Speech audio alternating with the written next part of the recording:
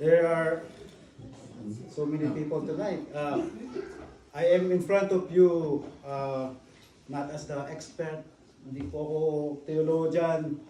I'm not I'm not a holy person. I'm just a husband to my lovely wife.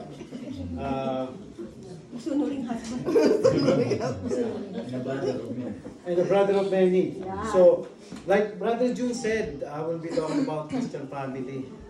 I guess my family is Christian, so I guess. So you guys already know, you guys already had talks number 1 to 6. Because I will be doing the talk number 7, which is Christian family. So, do you guys remember all those 6 talks so far? Yes. Yes. What's talk number 1? God's love, thank you. What's talk number 2? Who is Jesus Christ? We're just reviewing. There's no test at the end of the talk number 3. What it means. What it means. Talk number 4. Repentance and faith. So we heard the speaker about repentance and faith, right? Talk number 5. Loving God. Loving God. We have to know God. We have to know Jesus Christ. We have to love our God. And then talk number 6 is loving your neighbor. That is very hard to do. Loving our neighbor. So talk number 7 is about Christian family. So we're gonna talk about the Christian family. That is me and my wife.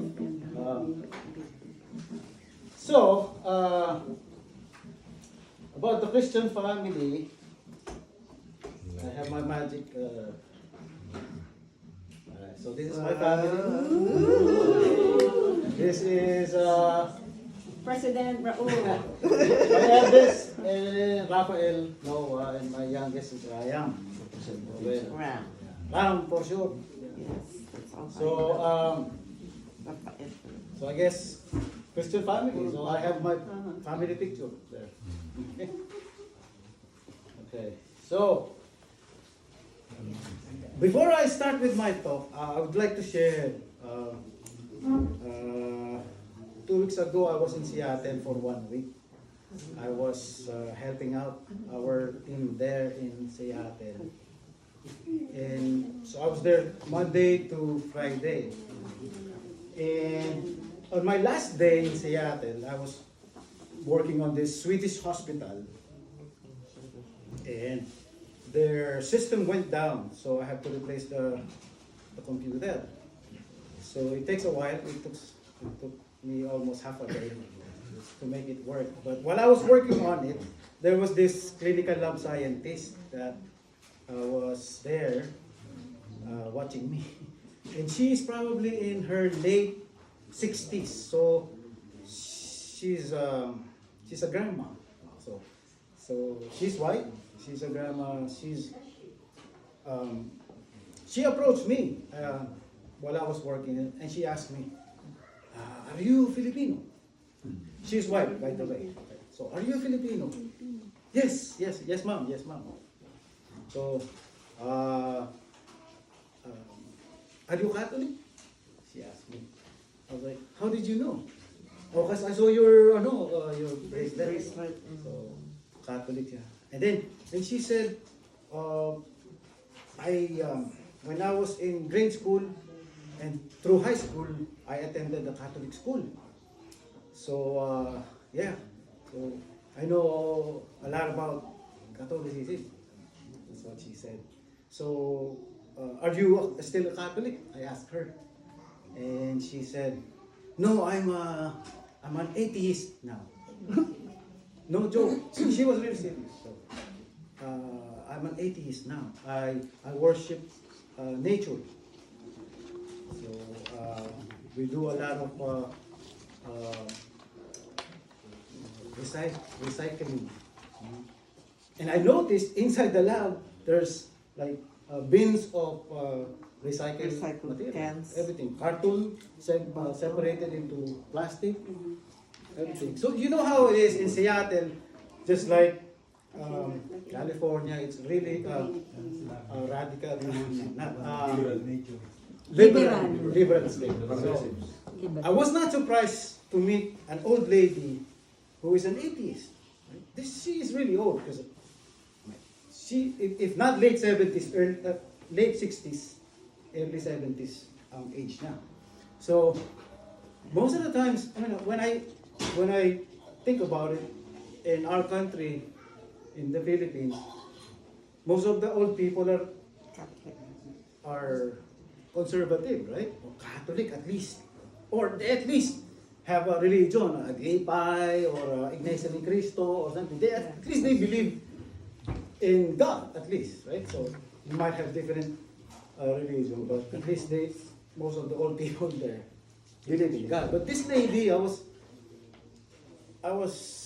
surprised to hear that she's saying proudly saying that she is atheist and they worship the nature, rivers and everything. I'm like, okay. So what happened? So I just asked her. So I was waiting for the system to initialize. So I was like, so we talked, and so I asked her, what happened? I thought you attended, elementary and high school in Catholic school. Well, what happened? Why? Oh, because I read this book, and have you read this book of this guy?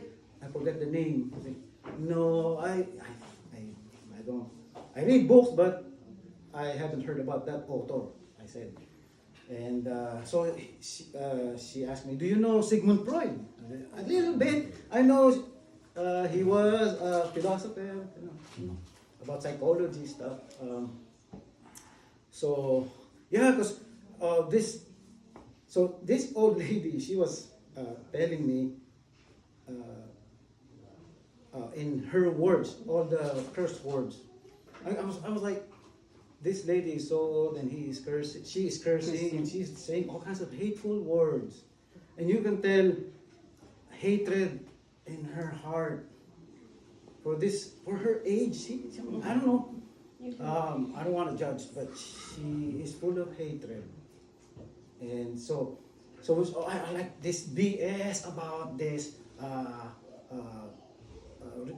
book by Saint Paul, all the letters of Saint Paul, and then I hate it when you guys, when the Catholic, when they read the scripture, and at the end they will say the word of the Lord. Well, how can you say it's the word of the Lord? It was Saint Paul who wrote it. Why would you say the word of the Lord? She was so mad. I was like, oh, no, I'm just asking. You don't have to be. No, I'm sorry. She was saying that. So, long story short, she is really an atheist, and she hates a lot of the teachings of the church, especially the Catholic Church. So and she said, I don't believe in God. All those, her words, I don't want to say the words, but hateful words, BS, F word, all kinds of bad stuff. So, so I asked her, why is it that you don't believe in God? I asked her, respectfully and with love, right? So she said, I don't believe in things. This is her answer. I don't believe in things that cannot be proven by science. Makes sense, right? I mean, why would you believe in something that you cannot be proven by science? Oh, so because our age nowadays is so advanced, so many advancements in science, and most of the stuff we can prove it by science. So the reason why I don't believe in God is if it cannot be proven by science, I'm not going to believe it. Oh, okay. So and then she asked me, why are you Catholic? Why do you believe in God? So I asked, because I drive a lot, I listen to Relevant Radio. Do you guys know Relevant Radio? It's a very good source of wisdom, I guess. Anyway, Relevant Radio, there's this guy, Patrick Madrid. I listen to him a lot. And, Oh, that's nice. yeah, I learn a lot from this guy. So, I love it when the lady asks me. I already know what to do. Because Patrick Madrid teaches people how to counter stuff like that, right? So, so she asked me, why are you Catholic? And why do you believe in God? So, I told her, let me ask, can I ask you a question? Because, like Patrick Madrid said, you don't have to defend yourself. You just challenge them, ask them questions. So this is the thing. Every time people ask you, why do you believe in God? This is the answer. Right? So I asked her, Mom, do you have a family? Do you have kids? Yeah, I have 2 kids. I have a son and a daughter. Oh, they're grown up. They have their own family. They're not in our house anymore. And so I asked her, okay, so you have kids. Do you love your kids? Of course I do. Why would I not love? So she was, of course I do. I love my kids. So, oh, okay. I have kids too. I have 2 kids. So I told her I have two sons. They're already graduated their bachelor's degree. Blah blah blah blah blah. So and I love my kids too. Okay. So let me ask you a question. So you said you love your kids. Yes, I do. Absolutely. That's what she said. So now, tell me, how can you prove through science that you love your kids? Yeah. How? That's true. Does anybody has an answer? Silence. Silence. She didn't say anything. How? How can you prove to me that you love? How? Through science, to test strip, through blood testing. How will you prove to me that you love your kids? So, long story short, I told her, I'm not trying to convert you to Catholicism. You ask me a question, I ask you a question too. With respect, I'm not trying to win the argument or what. I'm just asking you a question. I haven't read all the books that you've read. I read books not as much as many people do. I like reading books too, comics too. No, but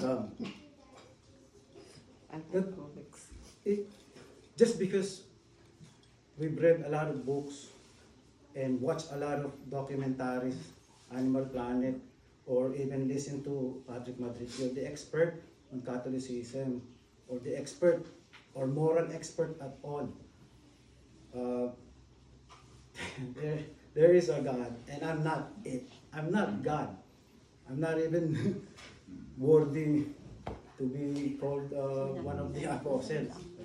So, long story short, she told me before I left. So I was able to fix the instrument before I left.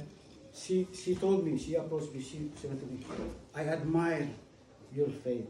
And I admire your firm grip on your faith. That's what she told me. Amen. She's coming back. I hope so. She will. We'll pray for her. It enlightened her. Simple questions. We do not have to defend our faith. Just put them on the defensive. Just ask them questions. So anyway, that is my sharing. And I know there's a lot of people like that in our world. Just we have to equip ourselves. So long story short, we have to know our faith. Why do we pray the rosary? Why do we go to confessions? Because they will be asking, why do you do that? Why confess your sins to a priest when you can just do it at home or anywhere while driving? You say, hey Lord, sorry. The Bible didn't say that way. So we have our responsibility is to know our faith, at least. Like I said, I don't know a lot about the theology or the catechism or whatever. I get all my knowledge from our brothers and sisters through sharing and through the radio stations and going to church, through the homilies of our priest. So anyway, we all know the family. I'm talking about Christian family. The family is under attack. Do you guys agree? Yeah. We have to admit, we have to believe that the family is under attack. And as we all know, the family is the basic unit of our society. Before you can have a country, you will have a state, you will have 50 states, and before you can have a state, you got cities, right? And then cities, and then provinces, communities, county, community, and then later on family. More families creates a community. More community, more than one community creates a city. And then it becomes a country. The family is the basic unit of our society. It is under attack. Just like, what is the basic unit of our humanity? It's the cells. System right? The basic unit of our body is the cell. So one cell, more than a group of cells makes a tissue. And more than one tissue creates an organ. And then more than one organ becomes a system, right? Gastro system or cardiac system, right? So anyway, but the basic unit is the cell. If the cell itself is sick, there's a cancer in the cell, then the tissue, the organ, let's say your organ, whatever organ you have, will be sick and it will die. Right? Same thing. Family, basic unit of the society. If the family is sick, we need to cure it. We need to take care of our family. We cannot take care of other people's family. We cannot change the way they run their family. We can only start with our family, and hopefully they will see God through our family. We don't have to say the most eloquent scripture or theology or philosophy. How we live our lives will speak so loud that they will have a hard time hearing what we're saying. Right? So you gotta take care of a family. It's under attack from all sides, the media, everywhere nowadays in our culture already. So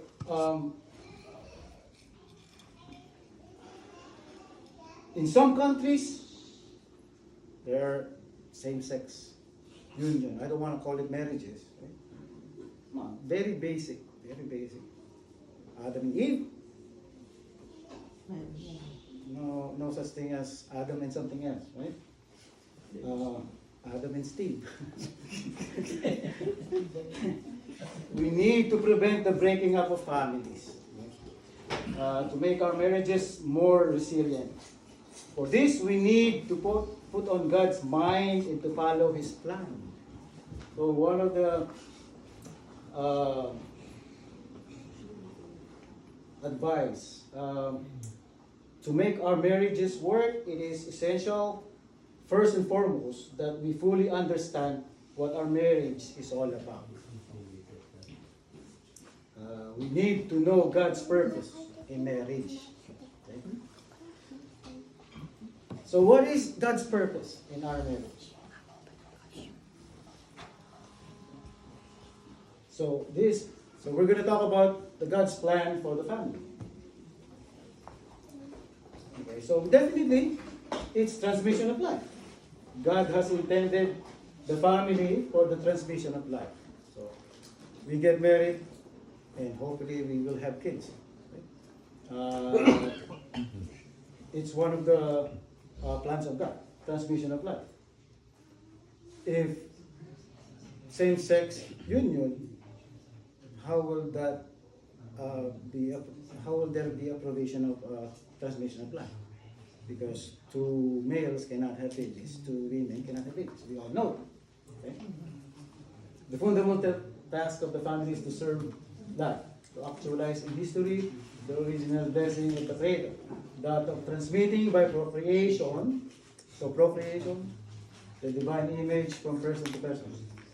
Familiaris consortio. I don't even know what that means.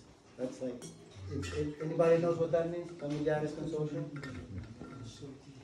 So, it was meant to be so from the very beginning. Like in Genesis chapter 1, if you guys bring your Bible, I have one Bible here. If you want to prove that what I'm saying is really there, then you're welcome to look for it in the Bible. But we don't have all night to do that. But just take it as it is. Okay. Male and female able to multiply and fill the earth. God created man, male and female, with their physiology so formed as to enable man to increase and multiply and fill the earth. See, not independent individuals producing babies, but husband and wife raising a family.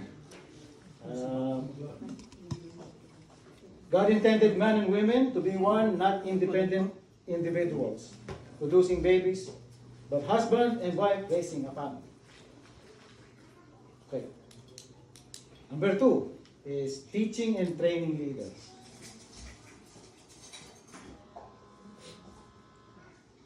Oh, sorry.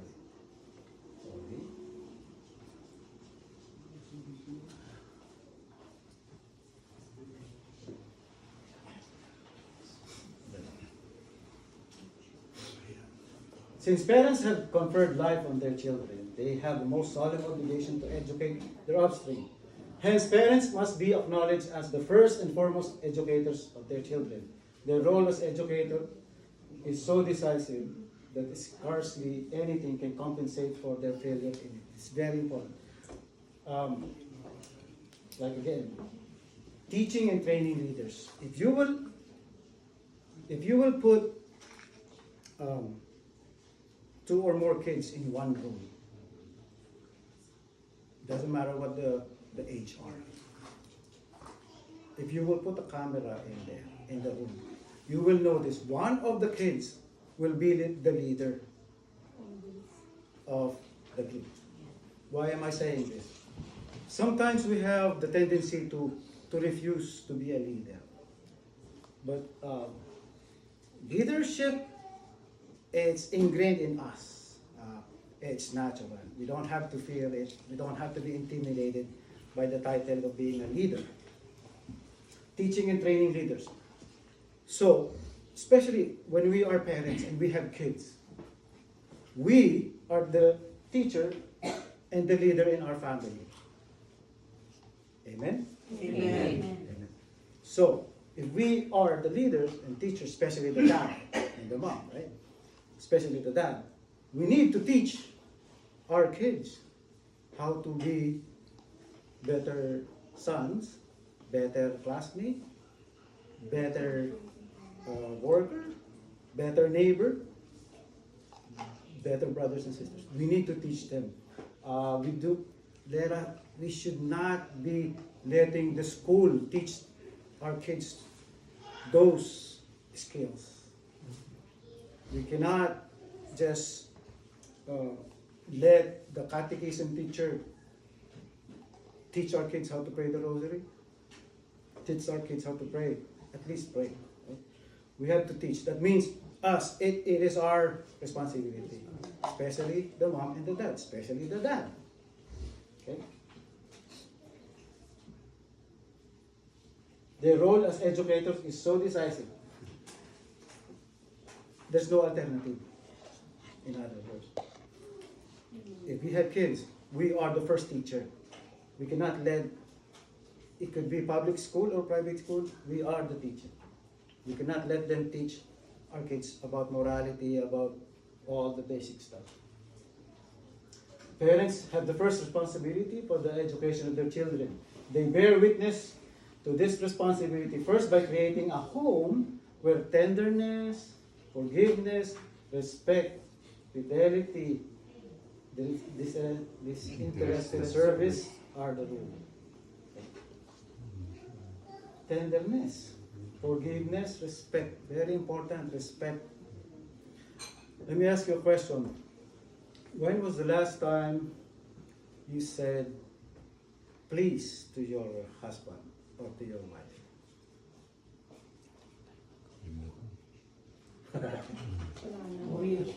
4 years ago? Right? Simple stuff. We're supposed to teach our children how Sorry. to say sorry or please when we need something, right? Hey, can you hand me the ketchup? No more please. Simple stuff like that. Can you hand me the towel when we go to shower? We forgot all about the soap and the towel. We're like, honey, can you give me the towel? What happened to the please? Right? Ano sagot? And then after, once the wife gives you the towel, they will throw it to you. What do you say? You say, Thank you. thank you, right? Thank you, honey. Right? When was the last time we said, I love you? I love you, mommy. Oh,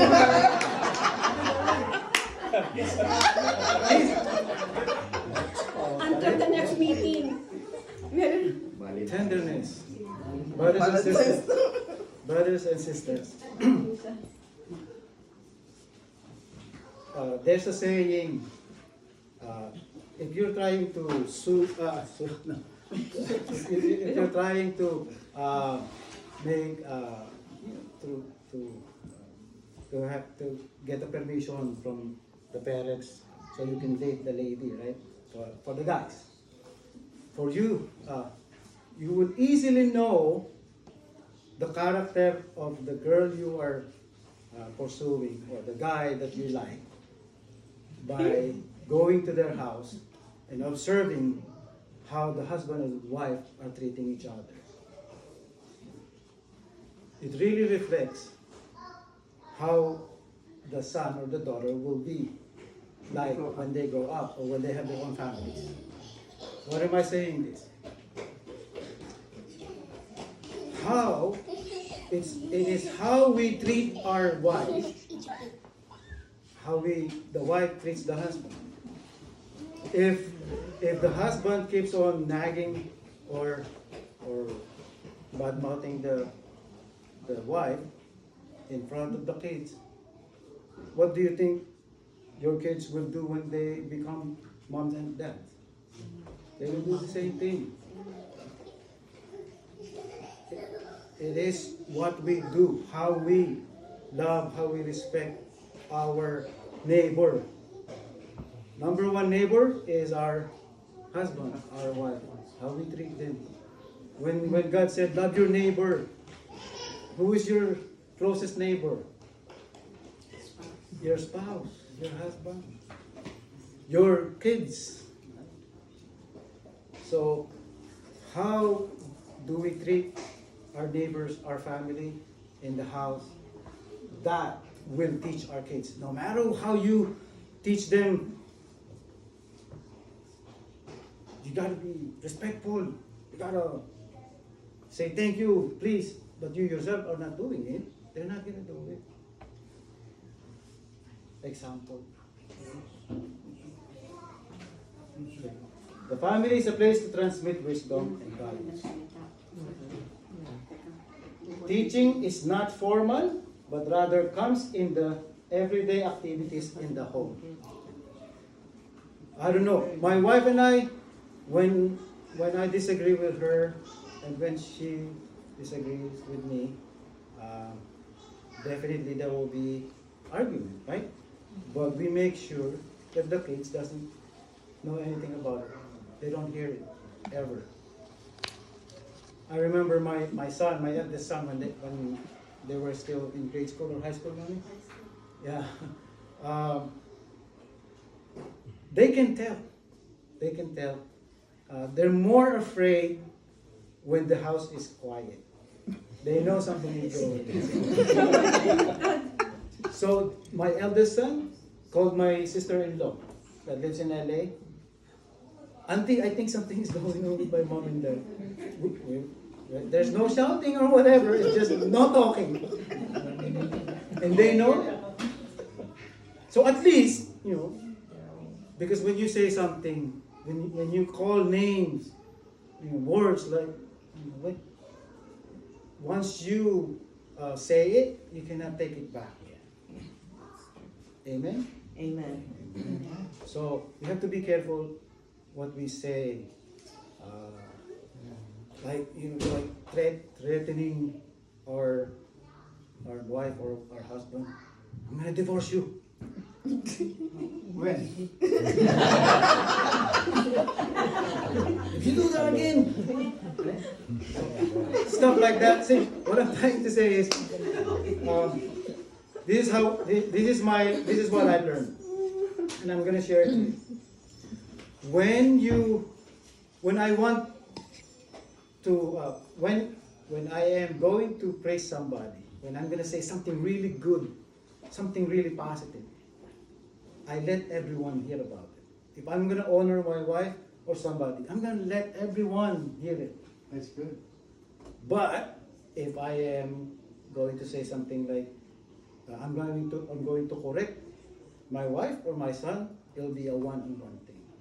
So only you will discuss it and do the conversation, thereby respecting that person.